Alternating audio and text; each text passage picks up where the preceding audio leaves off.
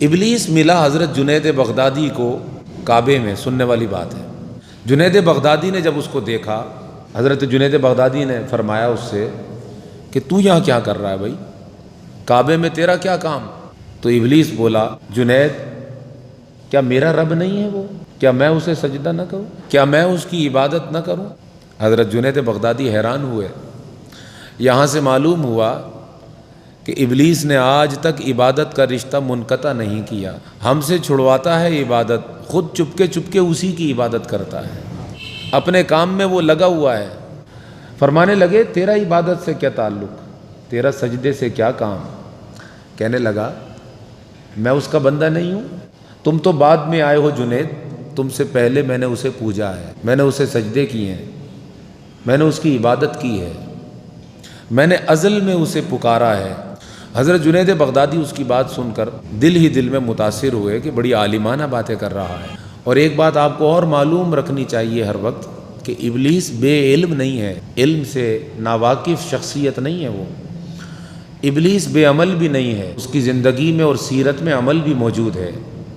ایک چیز سے وہ محروم ہے، اس کا ذکر میں ابھی آگے چل کے کرتا ہوں۔ تو کہنے لگا کہ میں نے اس کو ازل میں پکارا ہے، اس کو سجدہ کیا ہے، تمہارا اس کے پاس جانا ہو، تمہارا اے جنید اس کی بارگاہ میں تمہاری رسائی ہو تو میری ایک بات اس تک پہنچا دینا کہ میں آج بھی اسے سجدہ کرتا ہوں، آج بھی میں اس کی ربوبیت کا اقرار کرتا ہوں، آج بھی میں اس کا بندہ خالص ہوں۔ حضرت جنید بغدادی نے فرمایا کہ عرض کرنے کی کیا بات ہے، تیرا رب تعالیٰ تیرے ہر عمل سے واقف ہے۔ کہنے لگا نہیں، تم اس کے خدا رسیدہ بندے ہو، تم سے وہ باتیں کرتا ہے راز و نیاز کی، میری بات بھی پہنچا دینا۔ معلوم ہوا کسی اللہ والے کے ذریعے اپنی بات پہنچانا، اس راز سے تو ابلیس بھی واقف ہے، کہہ رہا ہے تم کہہ دینا۔ اللہ والے کے ذریعے اللہ تک بات پہنچانا، اس بات سے اور اس راز سے تو ابلیس بھی واقف ہے کہ اللہ والوں کی بات کچھ اور ہی ہوا کرتی ہے۔ اتنے میں اللہ پاک نے حضرت جنید سے بات کرنا شروع کر دی اور ان کی مدد کرنا شروع کر دی۔ فرمایا اللہ تعالیٰ نے جنید سے کہ اے جنید اس ظالم سے پوچھو کہ جب اللہ پاک نے فرمایا تھا کہ آدم کو سجدہ کر دے تو پھر اس نے آدم کو سجدہ کیوں نہیں کیا؟ حضرت جنید بغدادی نے یہی بات اس کے سامنے رکھی اور فرمایا اللہ پاک تو فرما رہا ہے کہ تو نے آدم کو سجدہ کیوں نہیں کیا؟ تو ابلیس جل کے بولا، اس بات پر جل کے بولا، جنید کیا بچوں والی بات کرتے ہو تم؟ یہ کیا بات کر دی تم نے؟ یہ اللہ کا حکم نہیں تھا میرے ساتھ، اللہ مجھے آزما رہا تھا، تم ہی بتاؤ میں اس کے غیر کو، غیر اللہ کو سجدہ کیسے کرتا؟ یہ کوئی بات تھی ماننے والی؟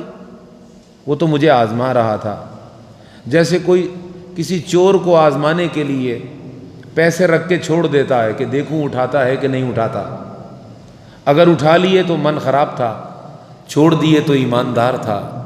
تو کہنے لگا رب نے مجھے آزمایا تھا کہ میری پوجا خالص ہے یا اس میں ملاوٹ ہے، وہ حکم نہیں تھا، وہ ابتلا تھی، وہ آزمائش تھی، وہ رب کا مجھے جانچنا اور میری پڑتال کرنا تھا۔ تو جنید بولے رب تجھے آزما رہا تھا یا تو رب کو آزما رہا تھا؟ یہ تیرا کام ہے سوچنا، پوچھنا، غور کرنا کہ نہیں وہ تو مجھے آزما رہا ہے۔ یہ تو نے اپنی عقل کے گھوڑے دوڑائے کہ یہ حکم نہیں ہے، یہ آزمائش ہے، وہ مجھے دیکھنا چاہتا ہے۔ خدا کے بندے، حکم کا بندہ ہوتا ہے، آزمائش تھی نہ تھی، جیسے اس نے کہا تھا تو کر دیتا۔ اگر وہ کہتا کہ تو نے کیوں کیا، تو کہہ دیتا تو نے کہا تو میں نے کیا، میں تیرے حکم کا بندہ ہوں، تیرے حکم کے سامنے میری عقل نہیں، میری سمجھ نہیں، میری فہم نہیں، بس حکم کا غلام ہوں میں، حکم ہو گیا میں نے عمل کر دیا۔ جنید بغدادی نے کہا جب اے ابلیس رب نے تجھے کہا تھا کہ سجدہ کر دے، پھر عقل کیوں دوڑائی کہ اس کی آزمائش ہے، اس کی ابتلا ہے۔ ابلیس نے کہا اے جنید میں آدم کو سجدہ کیسے کرتا؟ آدم غیر اللہ تھا، رب نے حضرت جنید بغدادی کو الہام کے ذریعے بتایا کہ اس ملعون کی باتوں میں مت آ جنید، یہ ملعون ہے، اس ملعون سے پوچھ کہ اے ملعون، تو نے اپنی آنکھ کھلی رکھی اور آدم کی غیریت دیکھ لی، تجھے آدم میں غیر اللہ نظر آ گیا کہ آدم اللہ نہیں ہے، غیر اللہ ہے۔ اے ملعون، تو نے اپنی آنکھ پر اعتبار کیا، وہ کان کھلے نہیں رکھے جس میں رب کہہ رہا تھا سجدہ کر دے، سجدہ کر دے، سجدہ کر دے، آنکھوں پر اعتبار کیا، کانوں پر کیوں نہیں کیا؟ حکم کیوں نہ مانا؟ حکم پر لبیک کیوں نہیں کہا؟ میرے بھائیوں، جمعے کے لیے آنے والوں، یہ جمعہ یہ کیا ہے؟ حکم ہے۔ مسجد کی حاضری کیا ہے؟ حکم ہے۔ اس کی بات کو سننا کیا ہے؟ حکم ہے۔ سر کو جھکانا کیا ہے؟